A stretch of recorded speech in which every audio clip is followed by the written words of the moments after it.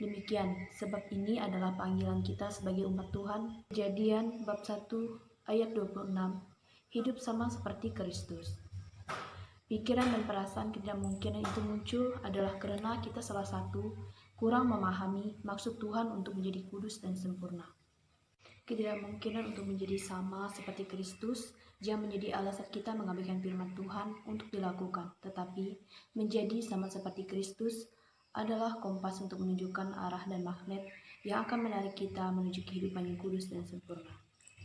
Kesalahpahaman dalam mengartikan dan mengaktualisasikan hidup kudus dan sempurna adalah ketika kita menganggap bahwa hidup kudus itu sebatas tidak berbuat dosa, tidak berkata kotor, tidak berbohong, tidak berzina, tidak menyakiti orang lain, dan lain sebagainya, bahwa kita seakan tidak lagi memiliki kelemahan dan kekurangan.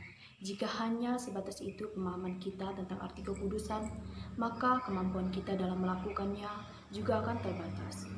Lebih dari itu, bahwa kita harus sempurna dalam kekudusan, artinya orang Kristen itu tidak egois yang hanya memikirkan dan memahami diri sendiri. Kita hidup ini dalam firman Tuhan tidak hanya sebatas tentang diriku. Ibarat strategi dalam pertandingan sepak bola, bahwa bertahan dan menyerang adalah satu kesatuan untuk dapat sempurna. Menghidupi firman Tuhan tidak bisa pasif, hanya bertahan, tetapi juga harus aktif berbuat.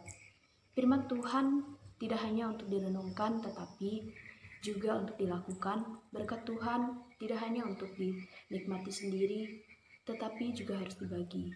Yang kita kasih tidak hanya orang yang mengasihi kita, tetapi juga orang yang membenci dan memusuhi kita. Keselamatan itu bukan hanya untuk kita, tetapi untuk orang lain juga. Maka perlu untuk memberi nasihat dan teguran bagi orang lain, seperti Kristus datang ke dunia adalah untuk menyelamatkan semua dunia. Sikap dan sifat egois yang hanya memandang kebaikan diri sendiri, inilah yang harus kita hilangkan dan lenyapkan dari diri kita. Sebenarnya secara teori dan praktik jauh lebih mudah berbuat kebaikan daripada kejahatan dosa. Contohnya saja, mana lebih mudah? Membayari makanan kawan atau mencuri uang di sakunya. Jauh lebih mudah berbuat baik daripada berbuat dosa. Namun kita akan cenderung selalu ingin berbuat dosa ketika egois itu menguasai kehidupan kita.